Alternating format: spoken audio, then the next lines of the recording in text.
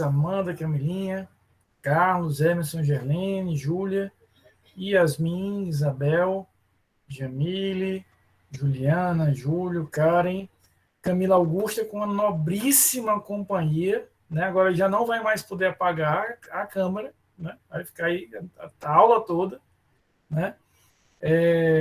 Karen, Letícia, Levi, Lívia, Lucas, Margarida, Maria Eduarda, Maria, Mariana, Rafaela, Raíssa, Roberto, Ruth, Samuel, Stephanie, Tomás e Vinícius. Pessoal, sejam todos muito bem-vindos. Camilinha, dá um beijo nela aí, muito bom vê-la, né? Jamile, muito bom te ver. Kathleen também.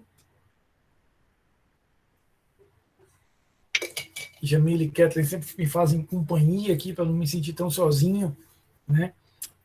Nesta tela fria de um computador. Então, há um pequeno entreveiro no momento no chat entre Karen e Camila, né? Eu acho que é pouco, eu gosto de confusão, né? Quero papão comer. Eu peço desculpas à pobrezinha da cadelinha da Ruth, que eu acordei, né? Mil perdões, Ruth, eu não tive essa intenção de interferir no sagrado sono de sua cadelinha. Peço minhas desculpas enfáticas e peremptórias a ela, tá certo? Que ela volte a dormir, que é muito mais negócio do que assistir essa minha aula ré aqui, né? Queridos, nós vamos, fico feliz, Ruth, então atrapalhei apenas momentaneamente, né? Que a paz volte a reinar no maravilhoso mundo dos doguinhos. Veja só, nós hoje vamos seguir com o estudo das provas, né, das provas em espécie. Nós falamos na última quinta-feira sobre a prova pericial. Hoje a gente vai falar sobre testemunhas e interrogatório. Mas numa aula, digamos, desequilibrada. O que eu quero dizer desequilibrada? A maior parte da aula vai ser dedicada às testemunhas. Elas guardam uma complexidade maior do que a prova de interrogatório. Então, vamos começar realmente pelas testemunhas. A primeira coisa que eu queria, no trato desse tema, eu já falei para vocês isso semana passada, Jamile, mas eu queria enfatizar. Antigamente, Camila, guardava-se ou gastava-se uma energia muito grande na doutrina, tentando criar, Kathleen, hierarquias das provas. Porque a prova pericial vale X, a prova documental valeria menos, a prova testemunhal seria a menos importante das provas. Havia, inclusive, uma construção que, no meu olhar, não só é errada, como é injusta, como é grosseira, de que a testemunha seria a prostituta das provas, porque eu poderia corromper, por exemplo, uma testemunha. Isso, além de ser grosseiro, é errado, no meu olhar, porque afirmar que a prova testemunhal ela é menos frágil, ou ela é mais frágil, menos confiável, porque ela pode ser corrompida, é ignorar que eu posso falsificar um documento, eu posso corromper um perito, eu posso fabricar uma prova de qualquer natureza. Hoje você tem aí recursos, até vídeos são com uma certa facilidade falsificadas, né? Eu tenho aí a possibilidade de editar um vídeo, colocar ali uma voz, colocar a sua voz falando uma coisa que você nunca falou. Então, todas as provas, nesse ponto o processo penal amadureceu, todas as provas são importantes na medida da sua relevância, ou seja, eu não posso, de forma abstrata, pretender hierarquizar essa prova. Por quê? Porque cada uma delas tem sua relevância, cada uma delas tem sua aplicabilidade, e principalmente Camilinha, Levi, Júlia, Raíssa, nós só vamos saber a real importância da prova, Roberto, no caso concreto. Ou seja, é naquele caso concreto, desenhado ali com as suas características, que a gente vai ter condição de aferir qual dessas provas é mais importante. Então, por exemplo, se eu estou analisando, Karen, um crime contra a ordem tributária, um crime de sonegação tributária, por exemplo, Tomás, a prova documental, ela tem uma importância muito grande. Se eu estou falando de crimes cibernéticos, a prova pericial, sobretudo identificar de onde é que partiu aquela mensagem, qual o IP da máquina, então acaba tendo uma importância muito grande. Mas eu não posso perder de vista que a prova testemunhal é uma prova que, em teoria, Jamile, querida, vale como qualquer outra, e principalmente, Kathleen, a prova testemunhal é, na imensa maioria dos casos, na imensa maioria dos processos criminais, Sérgio, a que sustenta a prova, a sustenta a defesa, sustenta a acusação, sustenta o processo. Então, se você analisar a maior parte das ações penais no Brasil, no final das contas, o que vai decidir é a prova testemunhal. Então, eu queria fazer essa breve introdução dizendo, olha, vamos deixar para trás qualquer tipo de preconceito em relação à prova testemunhal. Ela é uma prova idônea, ela é uma prova útil, ela é uma prova necessária e ela é uma prova que tem suas fragilidades como qualquer outra prova. Não é à toa, a gente já conversou sobre isso na semana passada, que o juiz sempre vai ter que olhar para o conjunto probatório. Ele não pode olhar para uma prova específica. O juiz sempre vai decidir com base no conjunto probatório, no conjunto efetivamente da prova, tá? Então, vamos entender de forma muito clara essa ideia de que a gente vai olhar todas as provas com a relevância necessária, útil, importante, mas, sobretudo, verificando e calibrando a resposta no caso concreto. Tá? Então, vamos ver aqui as características da prova testemunhal, enfrentando aqui cada uma delas. Primeiro, eu queria começar, Letícia, hoje nós estamos vendo a prova testemunhal e vamos ver mais para o final da aula o interrogatório. Então, hoje nós vamos falar de duas provas, a prova testemunhal e o interrogatório. Samuel, seja bem-vindo mais uma vez, é sempre muito bom lhe ver. O que nós temos é que entender e partir de uma regra. A regra, Gerlene, é que toda pessoa poderá ser testemunha, nos diz aí o artigo 202 do Código de Processo Penal. Então, o Código de Processo Penal, ele vai indicar que toda pessoa poderá ser testemunha. Ele parte desta regra. Nós agora vamos, Jamile, aperfeiçoar essa regra, né? 202, exatamente. Nós vamos aperfeiçoar essa regra para entender. Então, veja só. O Código de Processo Penal, essa é a linguagem usada pelo Código de Processo Penal, ele vai definir como gênero de toda a galera ouvida, all galera ouvida no processo, todo mundo será, para a linguagem do Código de Processo Penal, testemunha. Só que ele vai criar, Eduarda, duas categorias, duas espécies de testemunha. Ele vai definir a primeira categoria como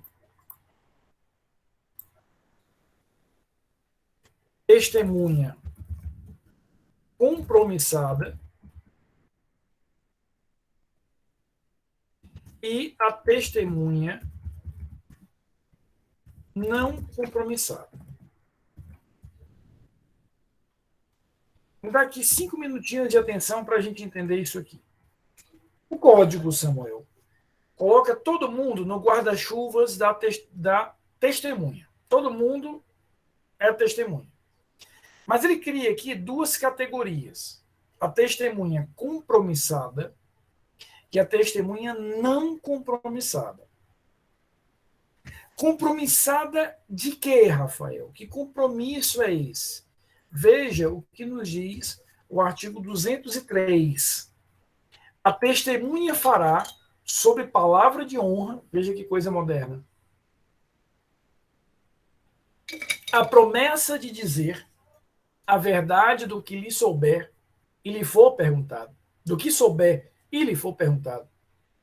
Devendo declarar seu nome, sua idade, seu estado e sua residência, sua profissão, lugar onde exerce sua atividade, se é parente em que grau de alguma das partes, ou quais suas relações com qualquer delas, e relatar o que souber, explicando sempre as razões de sua ciência ou as circunstâncias pelas quais possa avaliar-se de sua credibilidade.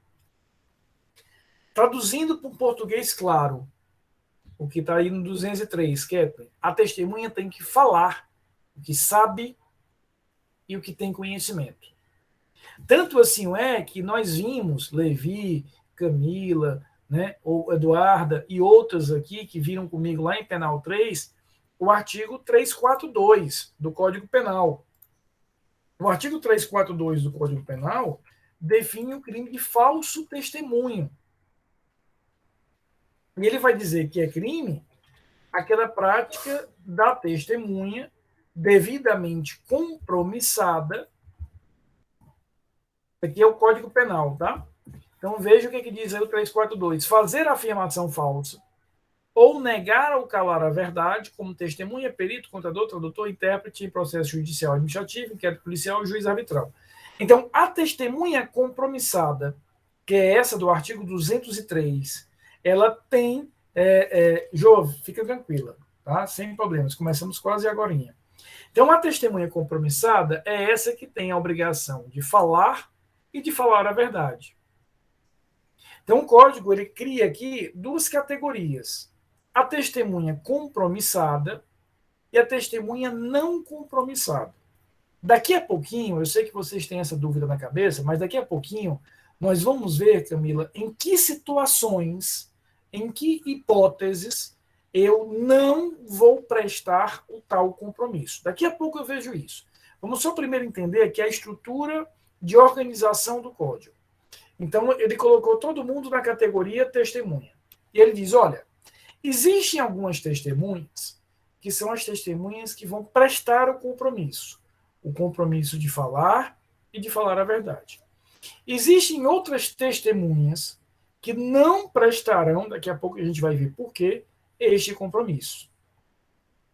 Essa é, Jamile, a linguagem do código. É a linguagem, Kathleen, legal. A doutrina, Samuel, e a prática do processo penal, quando eu digo a prática, Stephanie, eu estou falando da linguagem que a gente usa no fórum, nos tribunais, usam uma outra linguagem. Para a doutrina e na prática forense,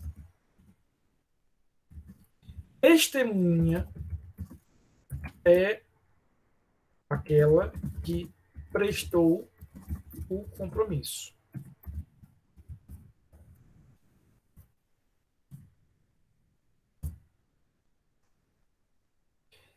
O declarante ou informante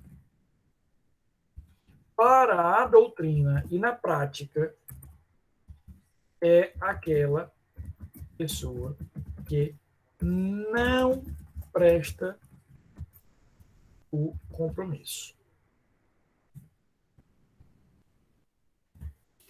Então, o que eu estou falando aqui, por enquanto, é uma mera questão, uma exclusiva questão de linguagem. Por enquanto, é só isso. É uma questão de linguagem. O que nos diz isso? Essa questão é uma questão que vai dizer o seguinte: vai dizer, olha,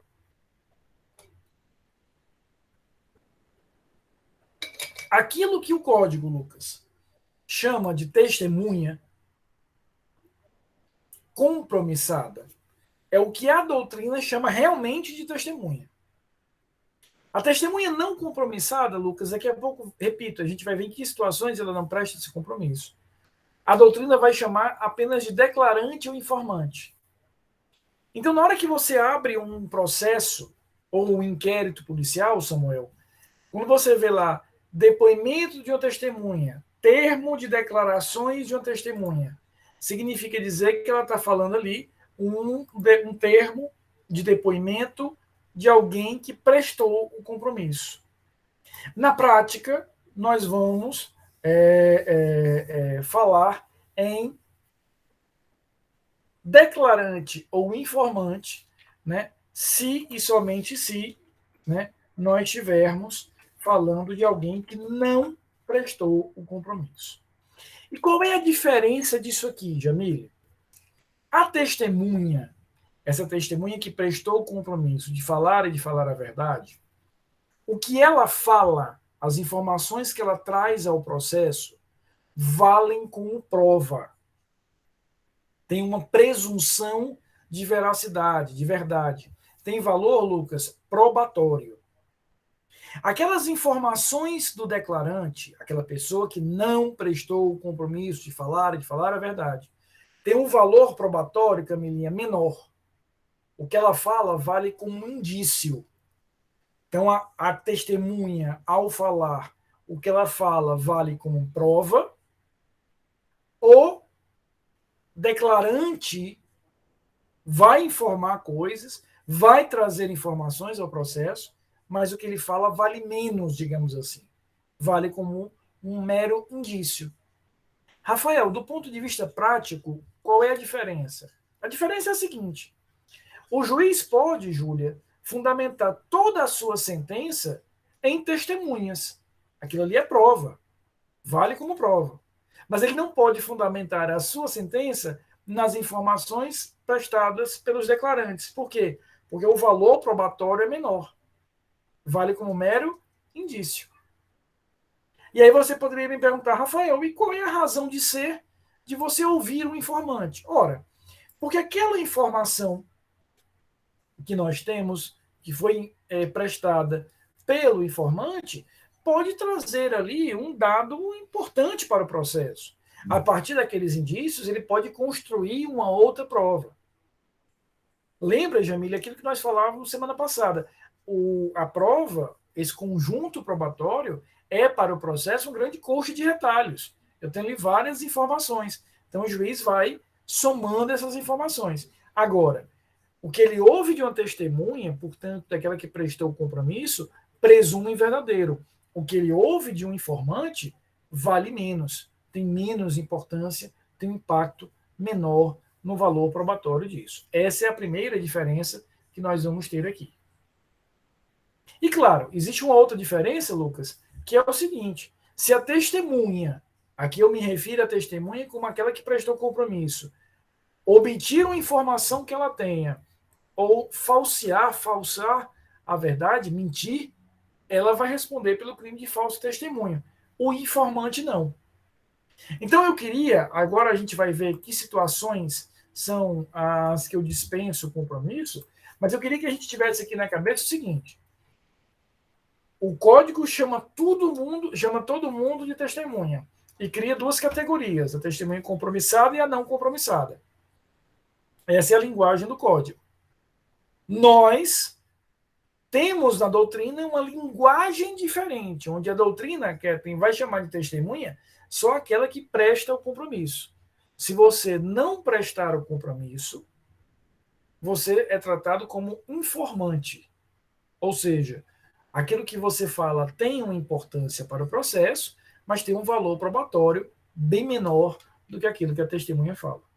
E aí vocês podem me perguntar, eu tenho certeza que tem aí na cabeça essa dúvida. Rafael, tudo bem, né? Mas qual é, afinal de contas, a lógica ou quais são as hipóteses em que eu vou verificar quando, Roberto, eu vou usar ou não o compromisso? No português mais claro, quando é que eu sei se eu tenho ou não que prestar o compromisso? Em que hipóteses eu vou ter Isso. Aqui é muito simples. Veja só. Nós vamos perceber a seguinte lógica. A regra é que nós temos o compromisso. A regra é que eu sou ouvido na condição de testemunha compromissada. Essa é a regra. Para que eu saia desta regra, aí eu vou precisar estar em uma das situações autorizadas pelo Código de Processo Penal para que eu possa ser ouvido, Jamile, sem prestar o compromisso. Então, a regra qual é? Tenho a obrigação de falar e de falar a verdade.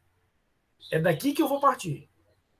Em algumas situações, em algumas circunstâncias, expressamente previstas no Código, é que eu vou afastar esse compromisso.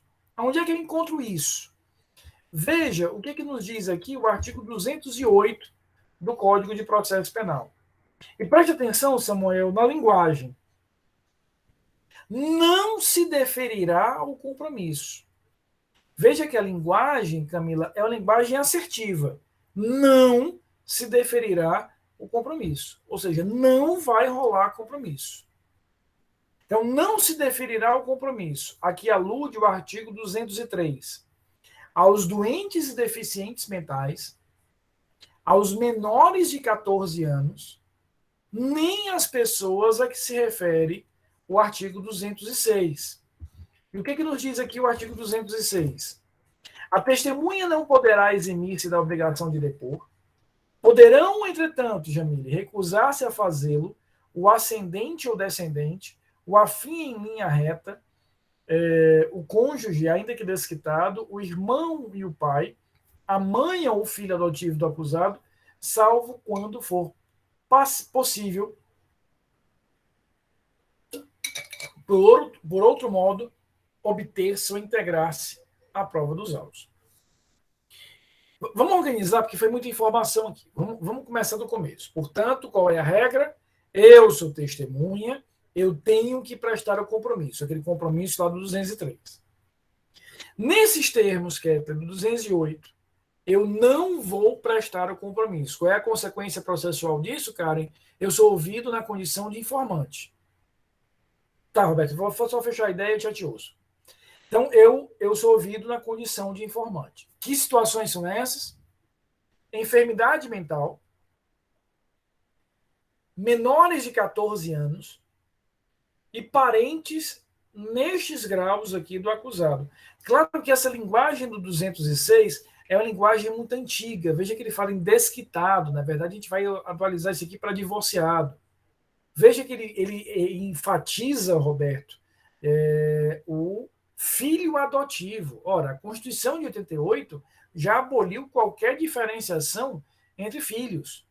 Antigamente, que existia pré-Constituição de 88, uma coisa nefasta, que era os chamados filhos fora do casamento, era um filho não natural, um filho menos filho, sabe, Jamil? Havia uma segregação que era uma segregação nefasta, aquilo que a gente usa numa linguagem bem grosseira, bem vulgar, aquele que é o bastardo, né? Aquele que seria... havia uma separação no ordenamento jurídico anterior, né? Entre filhos adotivos e não adotivos e etc. Graças a Deus a Constituição vem, passa uma régua nisso e diz, olha, filho é filho, não tem aqui uma hierarquização de filho. Mas a gente vai capturar aqui no 206 a ideia geral.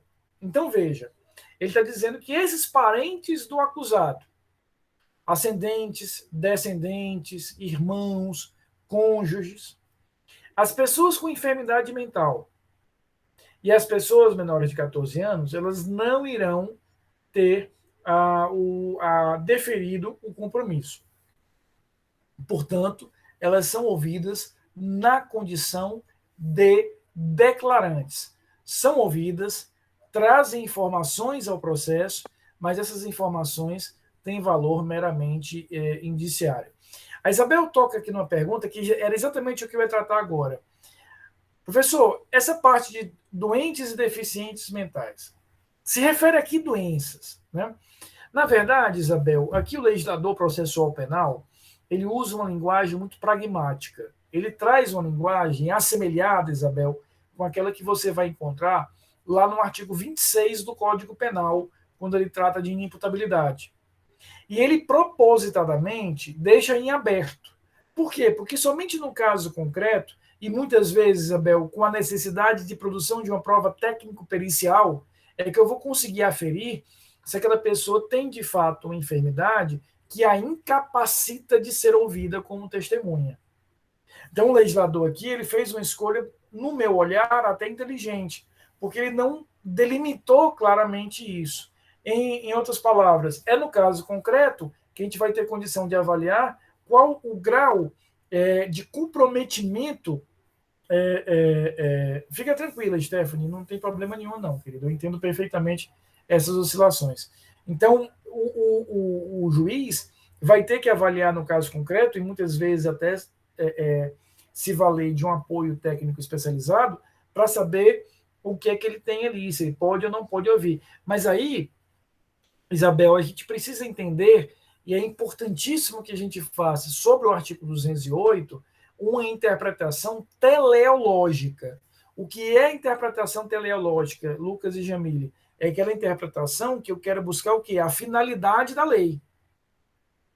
Qual é a finalidade do legislador na hora que ele traz esse conceito, essa regrinha do 208? É dizer, olha, juiz, é o seguinte, as palavras de uma testemunha são palavras muito importantes. As informações que uma testemunha traz são informações muito importantes. Então, se você tem de alguma maneira eu vou usar uma linguagem mais direta, uma desconfiança sobre a correção e a precisão dessas palavras, não dê a essas pessoas o compromisso, e aí já pegando o gancho aqui da pergunta da Camilinha, e as ouça na condição de informantes. Por quê? E aí eu pego aqui o gancho da Camila.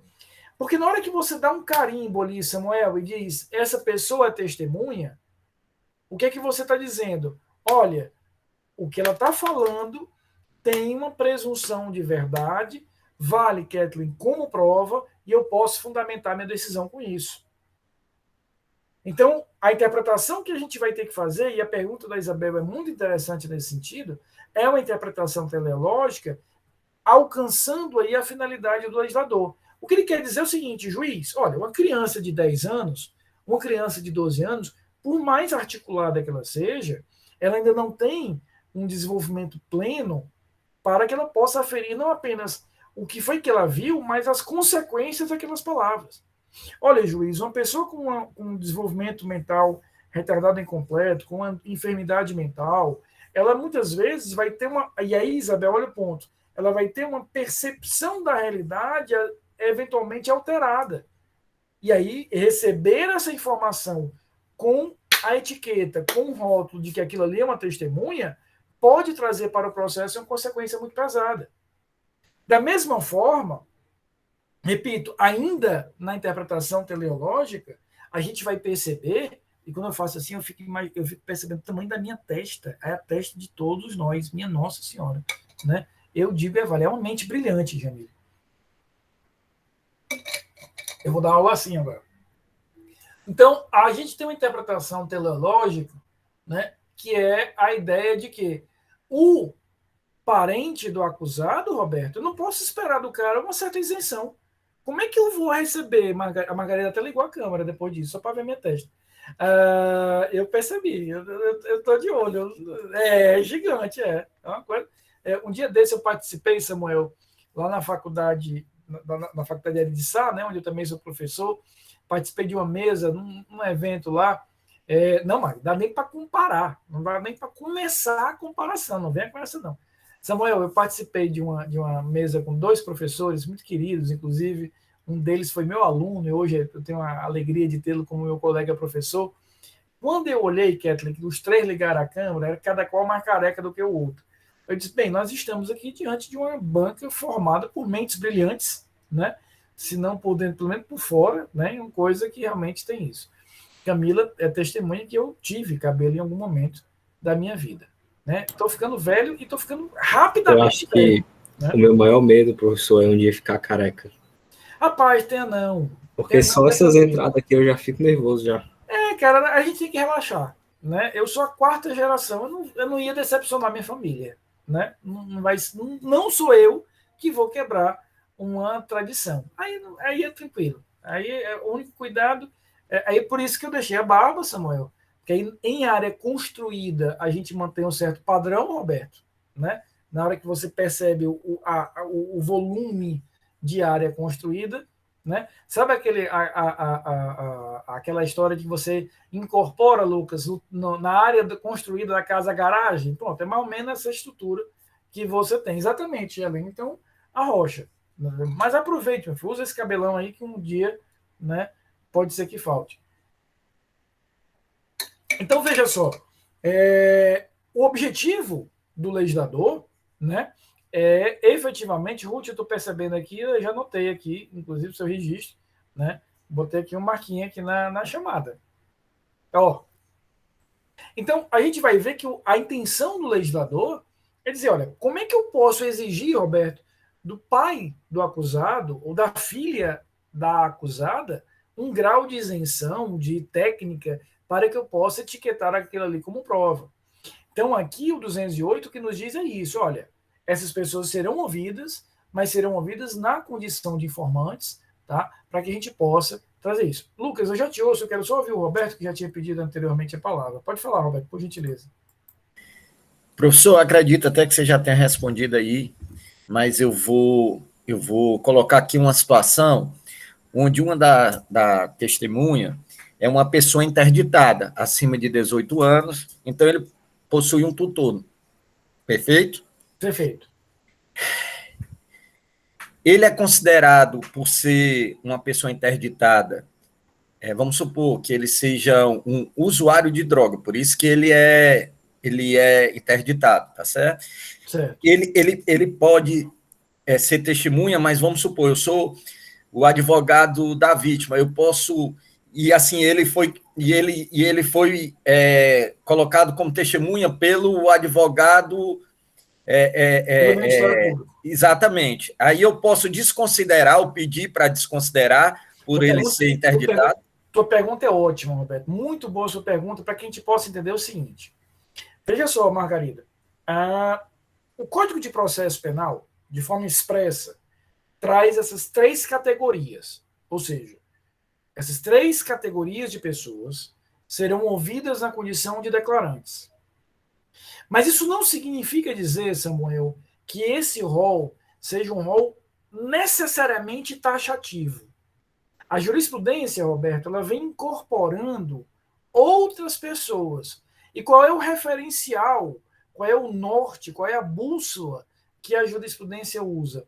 Aquela interpretação teleológica que eu falei agora há pouco. Por exemplo, veja que o 206, Ruth, ele fala apenas em parentes do acusado. Ele não fala de parentes da vítima.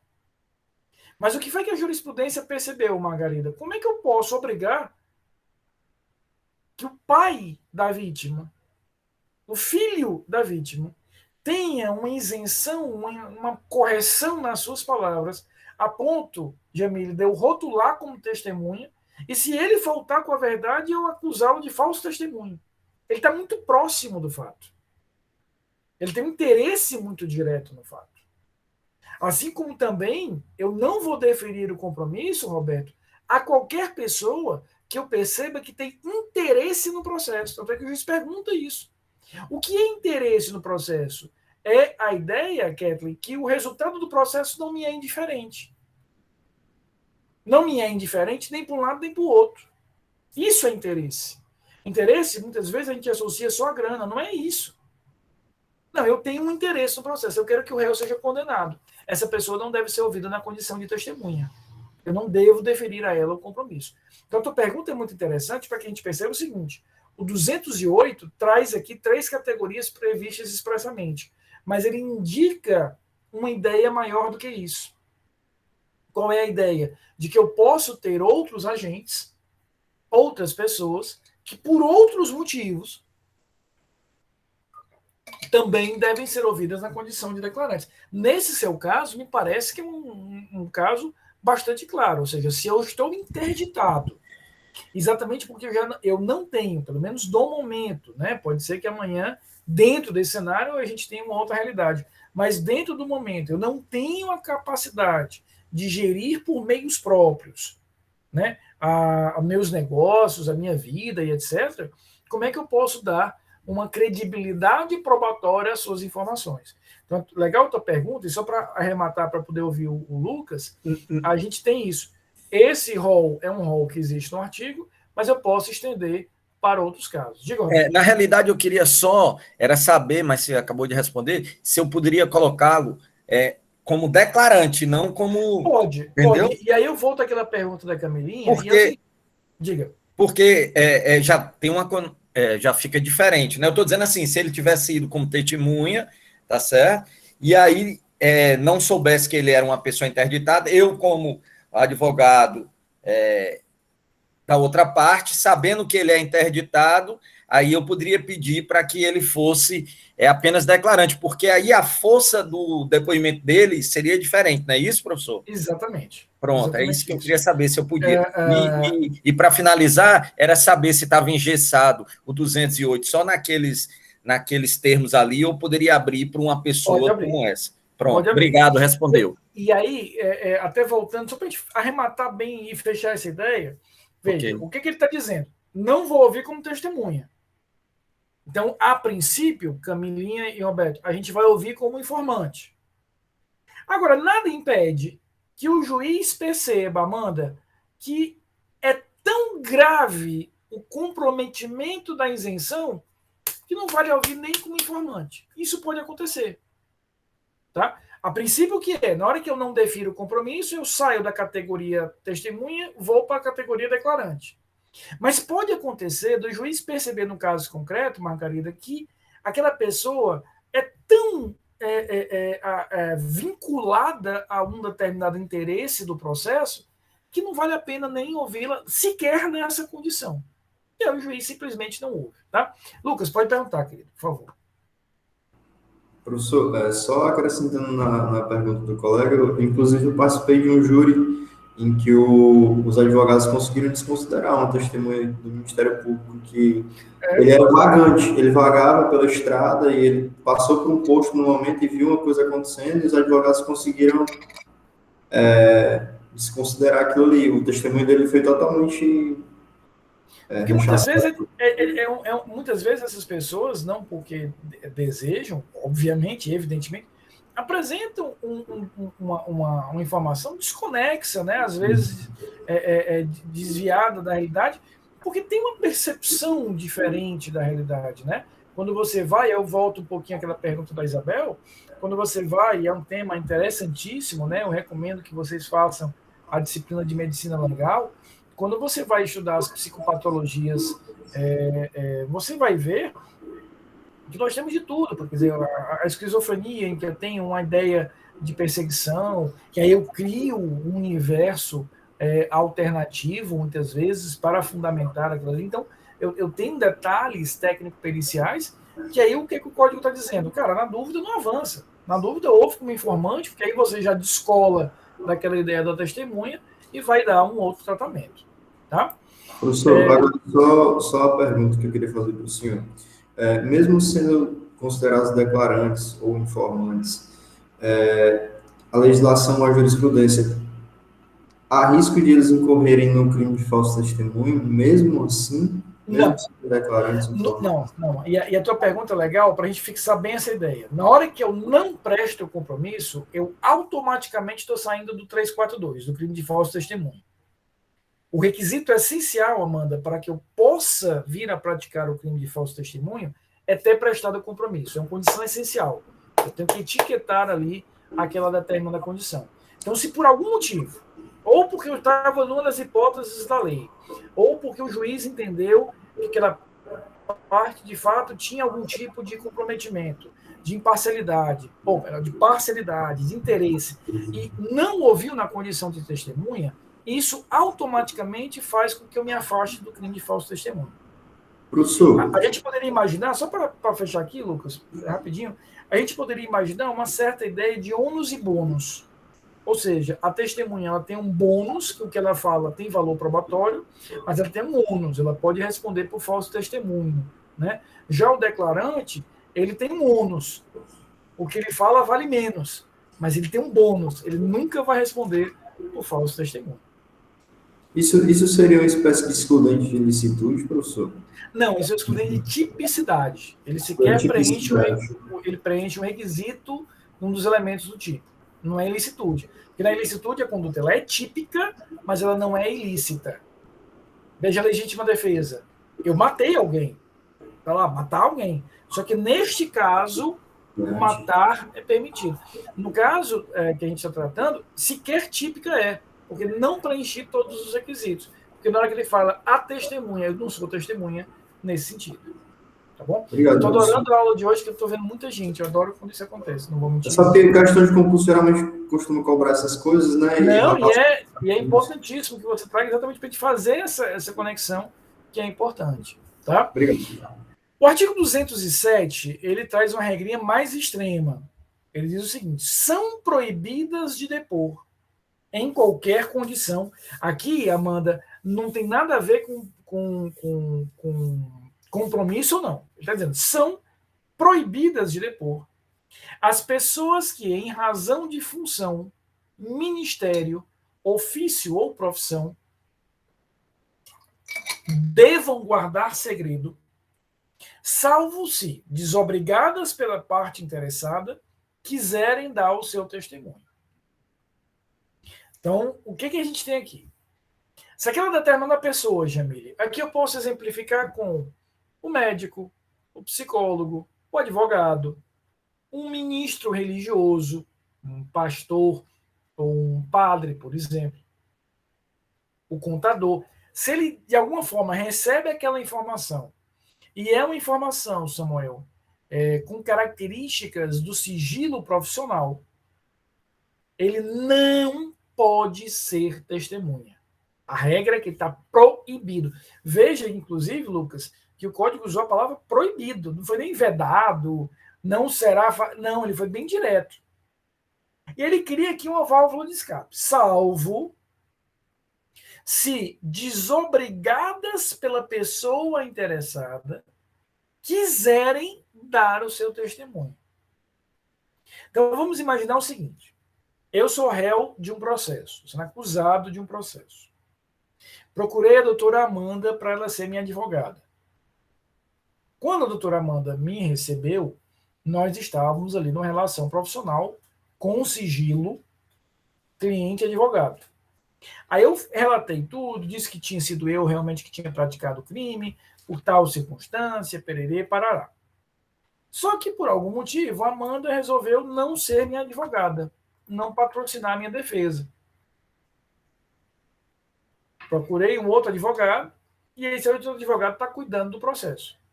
A Amanda, que recebeu aquelas informações por sigilo, não pode ser testemunha. Regra. A não ser que eu, que sou a pessoa interessada, que foi a pessoa que fornecia a ela as informações por sigilo, a desobrigue e ela queira.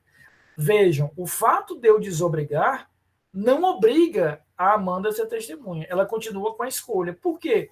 Porque isso aqui tem um impacto, Jamile, na imagem profissional dela. Imagina, Amanda, aquela que foi depor contra o cliente. Aquela que revela as informações. Veja, é exatamente considerando essa imagem profissional, Margarida, que o código reserva ao profissional o direito de ir ou não ir. Claro que se ele for, ele vai prestar o compromisso, será testemunha, bonitinho. Mas ele tem a possibilidade de não ir. É uma decisão que ele tem a capacidade de tomar. Pode perguntar, Jamile. Professor, e se diante de uma informação que, por exemplo, uma pessoa que cometeu um homicídio e traga risco a terceiros, ameace os familiares dessa pessoa, e esse profissional pode está desobrigado, ele pode ir à autoridade e passar essas informações, ou ele tem que manter o sigilo ainda? Jamile, não há consenso para essa sua pergunta. Tá? Essa sua pergunta é muito inteligente e não há um consenso. Você vai encontrar, tanto na doutrina quanto na jurisprudência, posições bastante divergentes. Alguns dizem que eu não posso fazer isso, porque eu teria recebido aquilo ali por sigilo. E outros dizem, e aqui eu me filio, para não ficar em cima do muro, dizer onde é que eu me filio, que você vai ter que analisar, Jamile, no caso concreto, o grau de risco, e aí você teria, e aí eu volto, Lucas, àquela tua pergunta anterior, porque aí sim seria um caso de excludente de licitude por estado de necessidade. Ou seja, eu teria dois valores jurídicos, o sigilo profissional, inclusive é crime revelar informações que eu obtive por sigilo profissional, está no Código Penal, mas aí eu tenho também um outro valor. Se eu não fizer isso, isso pode representar um risco concreto a uma pessoa, a um terceiro. Então, eu tenho aqui uma ponderação de valores e há uma tendência, mas por que eu estou dizendo tendência, Jamile? Que é muito longe de ser pacificado, mas existe uma tendência majoritária de dizer, não, ele pode realmente falar. Nesse momento, aí eu não vou impedir que ele seja ouvido, ele pode, por exemplo, procurar a autoridade policial, e isso não representaria aí nem mesmo crime de divulgação de sigilo profissional, nem mesmo as infrações eventualmente administrativas que ele poderia sofrer. E eu, pessoalmente, me filio a isso. Quer dizer, no momento em que você tem a proteção constitucional do sigilo, por exemplo, da relação cliente-advogado, ou mesmo o sigilo da fonte jornalística, também é um sigilo constitucional que se aplica, a gente teria efetivamente essa questão. Agora, eu tenho que ponderar, porque eu não posso fazer com que isso pese mais do que um risco concreto. Tá? Diga, Lucas. Só para repetir a pergunta, professor, que eu não escutei bem. O que a Jamile pergunta, uma pergunta muito inteligente, é o seguinte, Rafael, imagina que aquele psicólogo, aquele psiquiatra, aquele advogado recebeu a informação por sigilo profissional, mas aquela informação é uma informação em que ele sabe que pode vir a causar um risco à terceira pessoa. Por exemplo, um psicólogo ou psiquiatra que atenda uma pessoa que diz, olha, eu vou matar o fulano de tal, já matei o irmão dele, eu vou matar ele e a família toda. Já me pergunta, nesse caso, num caso extremo desse, eu vou dar o mesmo tratamento do 207? Há uma divergência muito grande na doutrina da jurisprudência.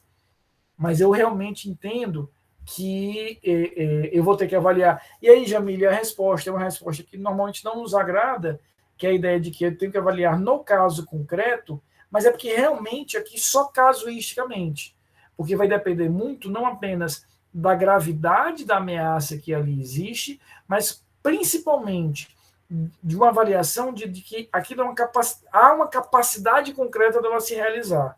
Né? Se for uma coisa esparsa, né? Eu apenas não gosto do fulano, eu não quero ver o fulano, é uma coisa. Agora, na hora que eu tenho uma certa materialização, uma certa concretude, aí eu acho que é o caso, sim, de se reconhecer o estado de necessidade. Tá?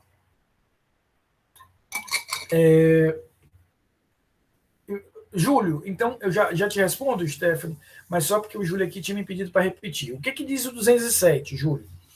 Se eu recebi aquela informação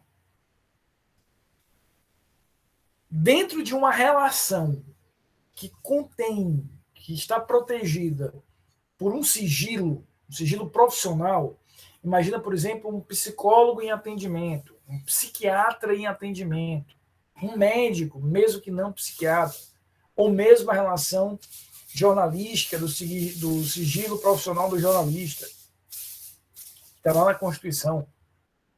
Né? Porque o contador, né, professor? O contador, o advogado, ou mesmo ministros religiosos, aquela informação eu a recebi dentro de um contexto de sigilo profissional.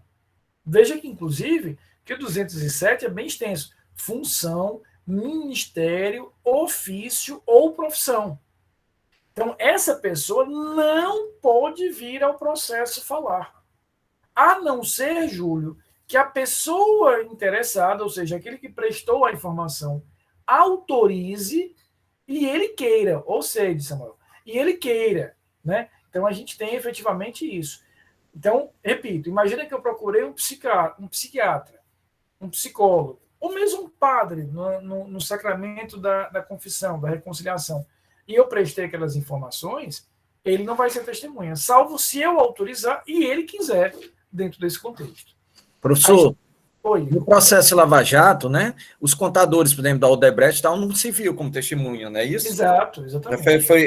Eu estou falando nesse caso porque saiu aí muito tempo, né? É uma das hipóteses disso. Pronto. A Stephanie diz o seguinte, professor, então não há previsão legal que o advogado do réu, caso venha abandonar o caso, não possa ser testemunha. A previsão é exatamente 207, porque ele recebeu todas aquelas informações com uma proteção desse sigilo.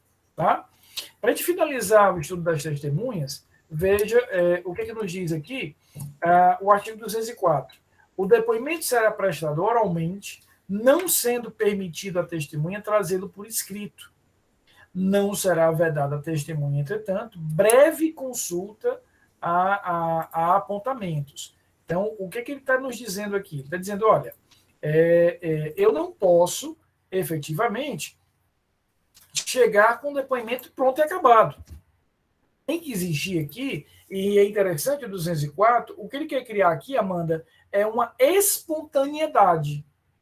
Então, que eu pergunte e a testemunha responda. Para evitar que eu chegue ali com um texto pronto e acabado, escrito, muitas vezes até mesmo correndo o risco de ser escrito por terceiro e dizer, está aqui, excelência, meu depoimento é esse. Não é assim que funciona. Ele vai ser perguntado pelo juiz e pelas partes, e ele oralmente vai ter que responder. O que eu vou facultar, diz aí o parágrafo único, o que eu vou facultar é que ele possa, de alguma maneira, consultar apontamentos. Então, o que ele vai poder é consultar apontamentos. Então, imagina o seguinte, imagina que eu estou ouvindo ali como testemunha, Levi, um auditor da Receita Federal, um processo que envolva crimes tributários. Então, aquele auditor da Receita Federal fez uma fiscalização na empresa. Tudo que eu perguntar, ele vai ter que responder, Camilinha, oralmente. Mas imagina que o juiz pergunte assim, qual foi o valor do auto de infração que o senhor lavrou?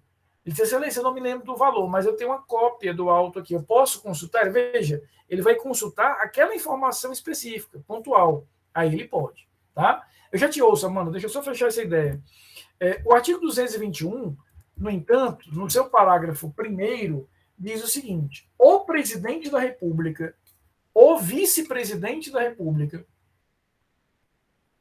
os presidentes do Senado Federal, da Câmara dos Deputados e do Supremo Tribunal Federal poderão optar pela prestação de depoimento por escrito, caso em que as perguntas formuladas pelas partes e deferidas pelo juiz lhes serão transmitidas por ofício. Então, essas 5 autoridades, o presidente, o vice-presidente, o presidente da Câmara, o presidente do Senado e o presidente do Supremo, ou seja, o presidente da República e aqueles que estão na linha sucessória do presidente, a eles sim é facultado a possibilidade de, em sendo testemunhas, ser ouvidas na condição, receber por escrito as perguntas e devolver. Ele recebe o questionário, responde e envia, porque pressupõe que aqui há um respeito à autoridade.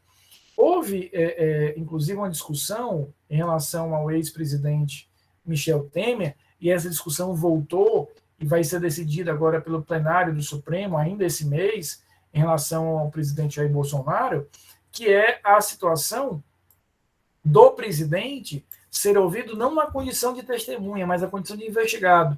Na época, no caso do ex-presidente Michel Temer, o Supremo entendeu que a ele também era dado o direito, mesmo na condição de investigado, de prestar o seu interrogatório por escrito.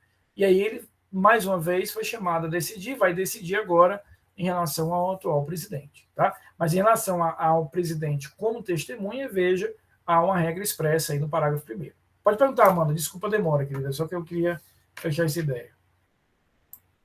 Então, Professor, eu tenho duas dúvidas, na verdade. Uma é referente ao assunto anterior, que a gente estava falando sobre o sigilo profissional. Aí eu queria só confirmar se a polêmica desse assunto gira em torno do risco a terceiros. E aí seria uma alegação de estado de necessidade, é isso? A pergunta da Jamile foi no sentido de que aquela informação que aquele profissional recebeu é uma informação crítica, delicada, porque ele tem uma informação de que um terceiro pode sofrer algo negativo. Imagina que ele ouviu alguém que disse, olha, eu realmente matei aí a pessoa e vou matar a família dele todinho. Se ela poderia revelar essa informação, já que envolve aí um risco a terceiro. Há uma divergência, mas como eu disse, há um predomínio, e a essa linha eu me infilio, que aí eu teria um estado de necessidade, ou seja, entre o sigilo profissional, que é um valor constitucional, e a vida ou a integridade física ou a liberdade daquela outra pessoa, esse outro valor vai preponderar. E aí a pessoa poderia, mesmo tendo recebido a informação por sigilo, revelar ali as suas informações. Certo. A minha outra dúvida é em relação a isso que o senhor havia falado há pouco, sobre essa questão do presidente não precisar fazer o testemunho de forma oral. Mas eu queria só entender qual é a razão dessa prerrogativa. A razão é que, primeiro a gente tem que entender, a tua pergunta é legal, para a gente também fazer. Eu gosto muito de trabalhar com vocês, até porque é uma forma, Amanda, da gente revisar alguns conceitos. Vocês fizeram a disciplina de hermenêutica, né? E a todo momento a gente tem que voltar àqueles conceitos básicos. A melhor forma de eu responder a sua pergunta é a gente interpretar o artigo 1º dentro de uma interpretação histórica. Essa redação é uma redação que foi esculpida lá em 1940. Né? O Código de Processo Penal ele é desenhado sob uma matriz, sob uma grande influência do Código Italiano, que é um código fascista. Né? O ministro da Justiça do Getúlio, Francisco Campos, que é o cara que escreveu a Constituição de 37, né? Que é a Constituição aquela que nós chamamos de apolaca, escreve o Código Penal, escreve o Código de Processo Penal, tinha uma influência muito grande dessas ideias. Tanto é que ele é um dos que traz para o Brasil, digamos assim, as ideias de um alemão, né, que é o Carl Schmitt. Então, Carl Schmitt, que é um doutrinador alemão, de uma doutrina muito pesada, ele, Francisco Campos, é quem traz esse cara, efetivamente, para as ideias desse cara para o Brasil. Inclusive, esse autor alemão é um autor que, dependendo da linha de pesquisa que no futuro vocês venham a estudar, nos seus trabalhos de conclusão de curso, quem como eu estuda, né, porque a minha linha de pesquisa, desde o mestrado, exceções constitucionais em segurança e defesa, é um cara que a gente tem que ler. Inclusive, nós temos na universidade aquele que, no meu olhar, é a maior autoridade, o maior especialista brasileiro na obra desse alemão, que é o meu orientador de doutorado, que é o professor Martoni Montealverni, um dos maiores especialistas brasileiros na obra desse alemão. Então, veja, eu estou falando de um cara que escreveu o código com todas essas ideias na cabeça. Então, ele considera que essas autoridades da República têm uma presunção, né, de verdade nas suas palavras, de credibilidade no seu ofício, que eu devo protegê-las e evitar uma espécie de constrangimento para que ele vá até a polícia ou a justiça pessoalmente. Essa é a Constituição. E isso acabou, efetivamente, tendo aí uma reprodução e é considerado recepcionado pela Constituição. A Constituição não se interpretou que a Constituição de 88 não teria recepcionado essa disposição. Então, veja, para a gente entender bem, eu tenho que fazer uma construção histórica, para entender em que momento isso vem ao Código, dentro do auge da ditadura do Getúlio, né, em que eu tenho o ministro dele escrevendo um código e trazendo esse tipo de ideia. Tá? A Eveline diz o seguinte, professor, diga, Amanda, pode dizer, querida. Professor, é que eu ainda não entendi, porque, assim, eu entendo a questão do contexto histórico de TC uma norma referente a esse período da Constituição Polaca e todo o contexto de autoritarismo envolvendo esse período. Mas aí a minha dúvida fica na questão de ter sido recepcionada pela Constituição atual sem conflitar com a questão da isonomia. Entendi.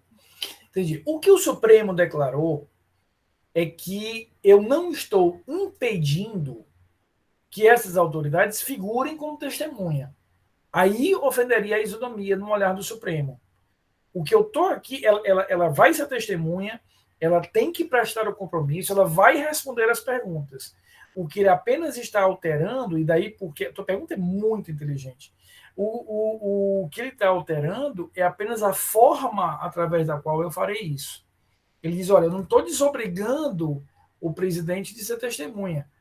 Eu não estou desobrigando o vice-presidente de ser testemunha. Ele é testemunha, se for indicado como tal, vai prestar o compromisso, o que ele fala tem valor probatório, eu estou só alterando por respeito ao cargo a forma que ele vai fazer isso. Está dando uma condição especial, né, professor? Só isso. Mas é muito inteligente a tua pergunta, Rafael. Isso me soa, tem uma intuição, né, de que ofende aí a questão da isonomia. Ele diz, não, ele é testemunha.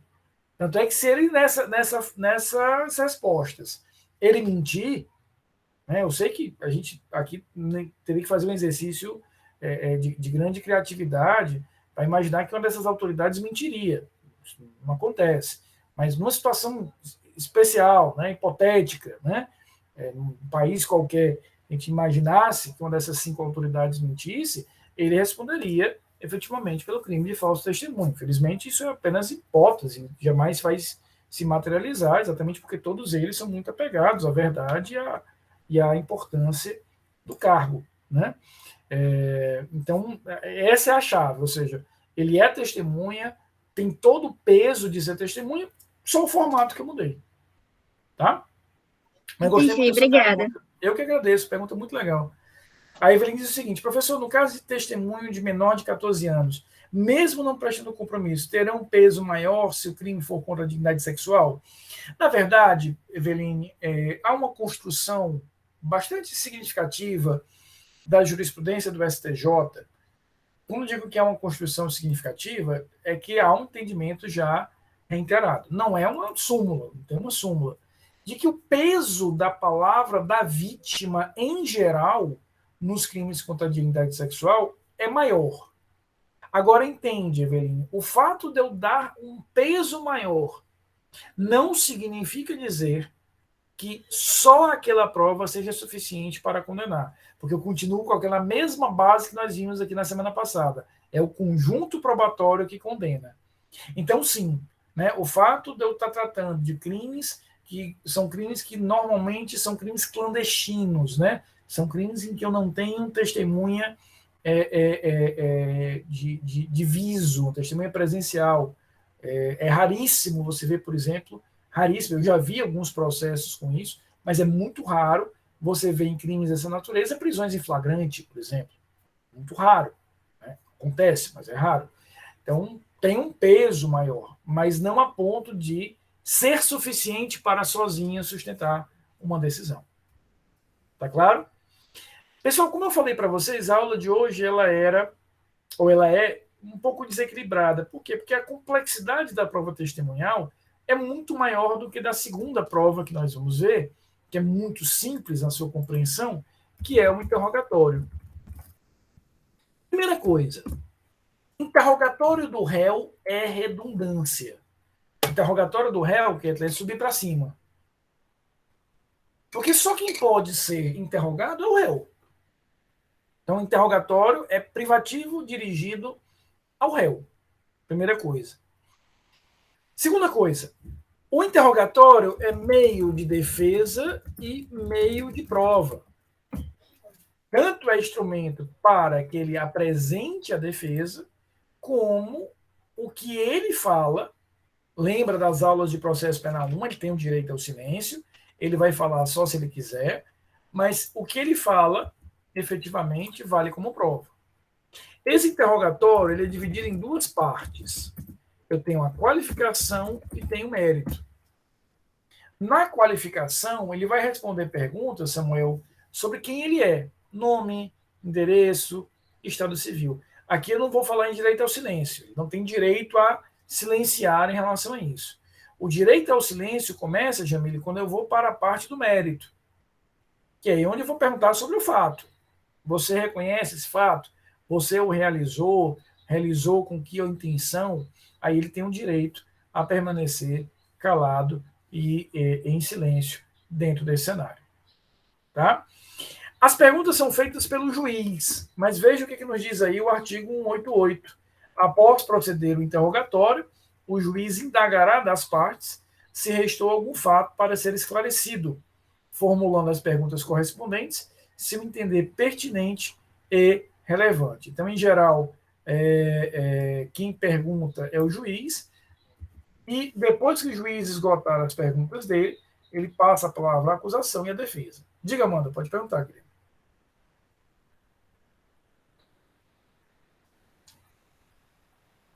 Manda? Professor, você pode repetir esse comecinho sobre o interrogatório? Porque falhou, eu não consegui ouvir direito. O interrogatório, ele é dirigido, como eu falei, ao réu, né? E é meio de prova e meio de defesa. O que isso significa? Que aquilo que ele fala vale como prova e é também um instrumento para que ele construa a sua própria defesa. Ele tem o direito a permanecer calado, né? Ele tem o direito a permanecer em silêncio, mas o que ele falar... O professor está travando, não está dando para ouvir nada.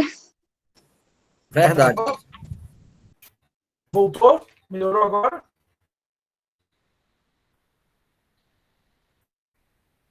Alô? Voltou não, Marco. Voltou não. Estão me ouvindo? Ou está travando ainda? Está travado, professor. Tá. Um minutinho. Sua imagem está congelada.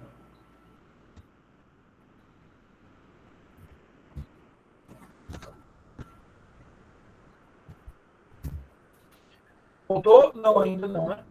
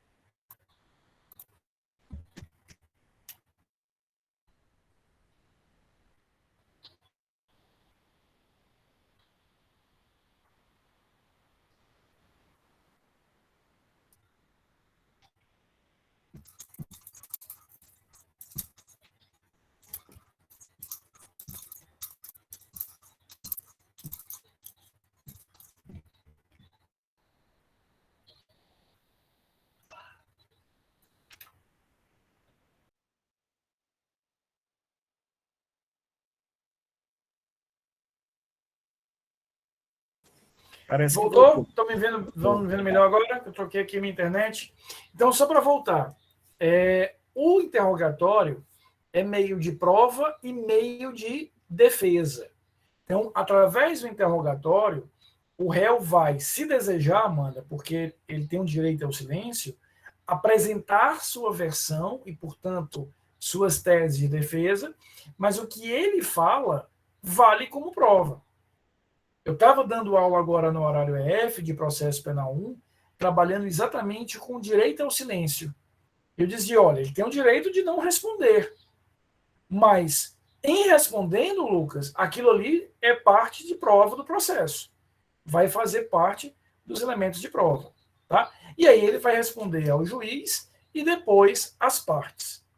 A regra é que esse interrogatório seja feito presencialmente, fisicamente. Mas o Código de Processo Penal permite, e isso, obviamente, nesses tempos que nós estamos vivendo, acabou virando a regra, ele vai permitir situações aqui no parágrafo 2º do artigo 185, ele vai permitir situações onde eu tenho efetivamente a realização do interrogatório por videoconferência. Então, veja o que diz aí o 185. Excepcionalmente, o juiz, parágrafo 2º, né? Excepcionalmente, o juiz, por decisão fundamentada, de ofício a requerimento das partes, poderá realizar o interrogatório do réu preso por sistema de videoconferência ou outro recurso tecnológico de transmissão de sons e imagens em tempo real, desde que a medida seja necessária para atender uma das seguintes finalidades: prevenir risco à segurança pública, viabilizar a participação do réu em ato processual quando haja relevante dificuldade de seu comparecimento, impedir a influência anônima de testemunha e responder a gravíssima questão de ordem pública. É o que acontece hoje, por exemplo, a questão sanitária. Olha, se nossa aula aqui, nós já estamos desenvolvendo remotamente, né, o que falar dos interrogatórios. Então, a regra é que a gente tenha um interrogatório feito presencialmente e, excepcionalmente, eu faço aqui um interrogatório por meio da videoconferência. Tá claro? Dúvidas sobre se gostaram da aula? Tá tranquilo esse ritmo? Foi agradável? Foi tranquilo para vocês? Tá tranquilo, tá ótimo. Ruth, eu não esqueci do Foi comentário. ótimo. Tá anotado, viu, Ruth? Eu não esqueci do comentário, tá devidamente registrado. Queridos, eu não vou fazer chamada hoje. Camilinha, quando eu vejo aí Brincadeira, professor, brincadeira, que é isso? a sua descendência, eu vejo quão velho eu estou. Né? É uma prova insofismável, né? Quando eu vejo sua queridíssima filha, quanto eu estou velho. Né? Mas é a vida. Né? Fazer o quê? O outro caminho era papocar. Então, vamos ficar velho, que é melhor. Queridos, eu não vou fazer chamada não, que a internet está aqui oscilando. Muito boa noite para vocês. Descansem. E a gente se encontra na quinta-feira, se Deus quiser, com mais estudos sobre Obrigada, próximo. professor. Boa noite. Obrigado, professor. Boa noite. Beijo a todos. Até Tchau. quinta. Valeu, foi top hoje, foi bom. Valeu. Foi tchau, professor. Tchau, Boa noite. professor.